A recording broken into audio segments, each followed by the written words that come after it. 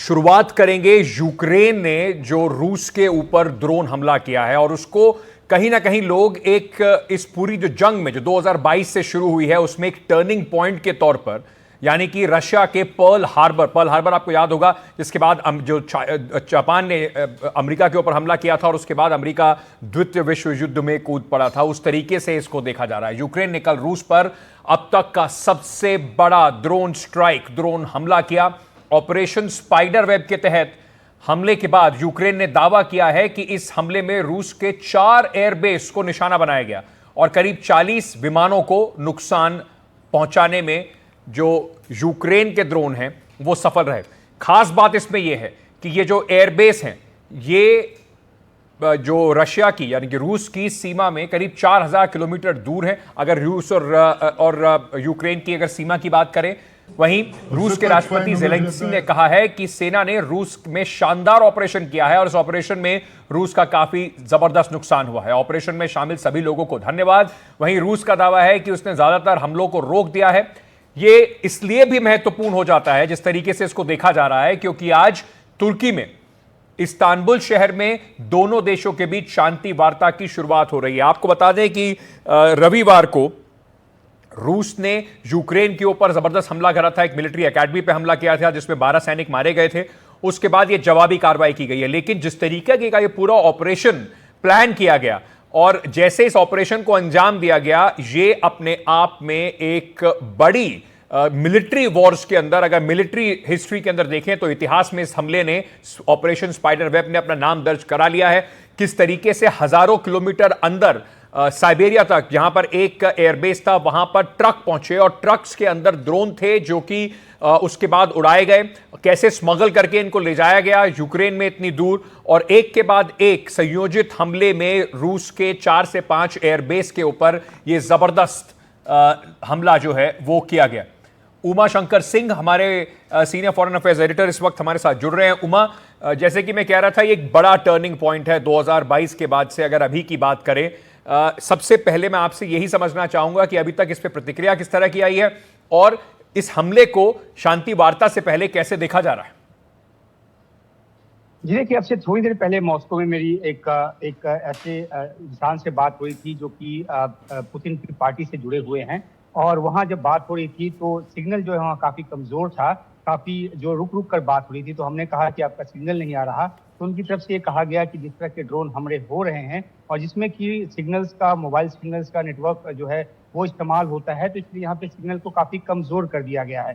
तो जाहिर सी बात है कि रूस में एक और आशंका है कि इस तरह के हमले और ज़्यादा हो सकते हैं और हो सकते हैं। दूसरी तरफ नज़र इस बात पर भी है कि रूस जो है इसका सैन्य तौर पे क्या जवाब देगा। तो इस सिलसिले में जो बात हुई हमारी, उसमें साफ तौर पे कहा गया कि रिटेलिएशन तो होगा, लेकिन कितनी देर में होगा, किस दिन होगा, कैसे होगा, ऑब्वियसली रूस जो है अपनी सैन्य रणनीति के हिसाब से उसको देखेगा। जहां तक आपने दोनों देशों के बीच बातचीत की बात की, तो इस्तांबुल में वो बातचीत की प्रक्रिया शुरू हो गई है। दोनों देशों के प्रतिनिधिमंडल वहां पर पहुंच गए हैं और इस बातचीत में ज्यादा कुछ निकलने की उम्मीद पहले से भी नहीं थी। सिर्फ जो मेमोरेंडम है वो एक्सचेंज होना है कि यूक्रेन जो है उसने अपना मेमोरेंडम जो है वो यूक्रेन रूस को दे चुका है, रूस यूक्रेन को दे चुका है। उसकी जो निटिग्रिटी है उसमें क्या किन विषयों पे बात हो, किन शर्तों को लेकर कैसे आगे बढ़े, तो ये जो तरीके कार जो है वो एक डेवलप होने की उम्मीद थी। लेकिन अगर इस हमले के बरक्स देखें तो टेंशन जो है बहुत ज्यादा है। और अगर मैं आपको थोड़ा सा बात यूक्रेन का बता दूं, तो कीव में जब एक दोस्त से बात हुई थी अब से थोड़ी देर पहले, तो उन्होंने कहा कि जितने भी कांच की खिड़कियां हैं उन पर जो है वो मोटे गत्ते लगाए जा रहे हैं, क्योंकि जब होता है कि कोई बड़ा अटैक होता है, रिटेलिएशन जब होगा, तो कांच के जो शीशे हैं वो जो है एक तरह से स्प्लिंटर का काम करते हैं। तो ऐसे में घरों को सुरक्षित बनाने की कोशिश जो है वहां पे चल रही है और हर कोई जो है राशन लेकर जो सुरक्षित बंकर्स हैं उसमें पनाह लेने की सोच रहे हैं, क्योंकि उनको आशंका है कि बड़ी जो एक कार्रवाई है जवाबी वो रूस की तरफ से होगी। बने रहिएगा हमारे साथ। उमा, हमारे साथ आरती सोनी जुड़ रही हैं, पत्रकार हैं, रूस से इस वक्त हमारे साथ जुड़ रही हैं। कुलदीप वर्मा यूक्रेन में कारोबारी हैं, उनसे भी समझने की कोशिश करेंगे कि इस हमले के बाद वहां पर किस तरीके की तैयारियां जो हैं वो की जा रही हैं। आरती, सबसे पहले आपके पास आना चाहूँगा। ये सबसे बड़ी अब बात यही होगी कि ऐसा तो नहीं हो सकता कि यूक्रेन के इस ज़बरदस्त हमले के बाद शायद जब से लड़ाई शुरू हुई है उसमें सबसे अंदर तक मार किया गया है और अगर देखा जाए तो नुकसान के तौर पर स्ट्रेटेजिक बॉम्बर्स पर नुकसान पहुंचाया गया, 40 से ज्यादा विमानों की बात हो रही है। सबसे बड़ा नुकसान रूस को अब तक इसमें झेलना पड़ा है, तो इस पे रिटेलिएशन तो जरूर होगी। तो क्या इस वक्त वहां पर रिएक्शन है, कम से कम जो रूस का मीडिया है और लोगों के बीच में किस तरह की चर्चा है? नमस्कार। इस समय जो यूक्रेन के हमले के बारे में बात की जा रही है, तो इतना बड़ा तो जितना मीडिया में दिखाया जा रहा है उतना उतना तो नुकसान रूस को नहीं हुआ है। रूस के पास इतने विमान है कि वो 3 गुना अधिक नुकसान यूक्रेन को पहुंचा सकता है। और जहां तक बात की जाए तो आम लोगों की बात है, तो आम जनता पहले से इसके लिए तैयार है और जगह जगह पर इस समय लगाए गए हैं ड्रोन्स हमलों को रोकने के लिए। तो मॉस्को और मॉस्को के आसपास ऐसा कुछ भी नहीं है दिख रहा होगा कि लोग एकदम से भयभीत हो रहे होंगे। वो सामान्य जिंदगी जी रहे हैं अभी भी। और हाँ, जहां तक खतरा हुआ थोड़ा सा हुआ है नुकसान, वो ब्रियांस्क और रिजांस्क के क्षेत्र में हुए हैं। पर सेना पूरी तरह से इस समय सचेत है और मैं नहीं कह सकती हूँ कि लोग बिल्कुल घबरा गए होंगे या हमारे जो अधिकारी हैं वो सैन्य अधिकारी भी घबरा गए होंगे। नहीं, ऐसा कुछ नहीं है। वो हमले के लिए पहले से तैयार है। रूस के द्वारा और भी अधिक यूनिट्स जो ड्रोन हमलों को रोकने के लिए विभिन्न क्षेत्रों में लगाई गई हैं। इस कारण 162 ड्रोन हमलों को नष्ट किया गया, ड्रोन्स को नष्ट किया गया। क्योंकि एक बड़ा फैक्टर कम से कम रूस में भी ये देखने को मिलता है कि जैसे आप बता रही हैं कि एक जो आम मीडिया में और लोगों में रिएक्शन जो है उसका कारण ये भी है कि किस तरीके से इंफॉर्मेशन कंट्रोल रहती है। पर कम से कम जो बड़ी विदेशी एजेंसीज हैं, चाहे रॉयटर्स हो चाहे एएफपी, उसकी तरफ से तस्दीक ये जरूर की जा रही है कि लॉन्ग स्ट्रेटेजिक बॉम्बर्स के ऊपर जो हमला किया गया है ये आर्थिक रूप से भी एक बड़ा नुकसान कम से कम रूस के लिए होगा।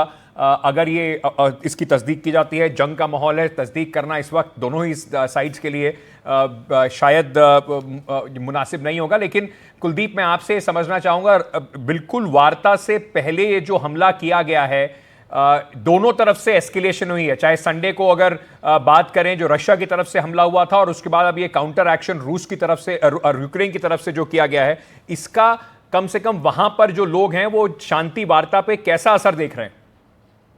देखिए, शांति वार्ता पे अंकित जी पहले भी कितनी बार कोशिश की गई है, अभी तक तो कोई रिजल्ट निकला नहीं है।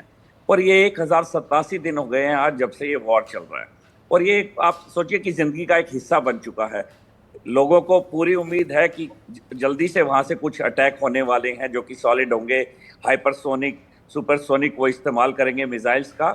लोगों में ऐसा कहें कि डर है, ऐसा नहीं, लेकिन सेफ्टी के लिए जैसे आपने बताया अभी शीशों के ऊपर बोर्ड लगाए जा रहे हैं, क्योंकि एकदम से जब शीशे टूटते हैं तो उनसे नुकसान होता है घर में रह रहे लोगों को। तो अदरवाइज मैं कहूँ कि यहाँ बहुत लोग परेशान हैं, ऐसा कुछ नहीं, वो खुश हैं लोग कि हमने कुछ करके दिखाया है। इतिहास में मेरे ख्याल से ये लिखा जाएगा जो इन्होंने किया है ये, तो लोग खुश हैं इस बात से। उन्हें कोई चिंता नहीं है कि क्या होने वाला है। बोले हम तो 3 साल से लड़ाई झेल ही रहे हैं और थोड़ी झेलेंगे, क्योंकि रिजल्ट जब ट्रंप आने वाले थे लोगों को लगता था कि कुछ रिजल्ट निकलेगा, लेकिन वो ट्रंप भी मुझे लगता है कि अभी तक तो फेल ही हैं, वो कुछ नहीं कर पाए हैं, कोई रिजल्ट नहीं निकला है। लेकिन युद्ध देखिए जी, युद्ध से गंदी कोई चीज नहीं है। हम लोग 1087 दिन से ये युद्ध को देख रहे हैं, बाहर नहीं निकले हैं। युद्ध किसी मतलब अपने दुश्मन की कंट्री में भी कभी युद्ध नहीं होना चाहिए। मोदी जी का बड़ा अच्छा वो उन्होंने एक्शन लिया है जो कि युद्ध जो है समाप्त कर दिया जल्दी से जल्दी। युद्ध से गंदी कोई चीज नहीं है और कहीं पे भी युद्ध ना हो।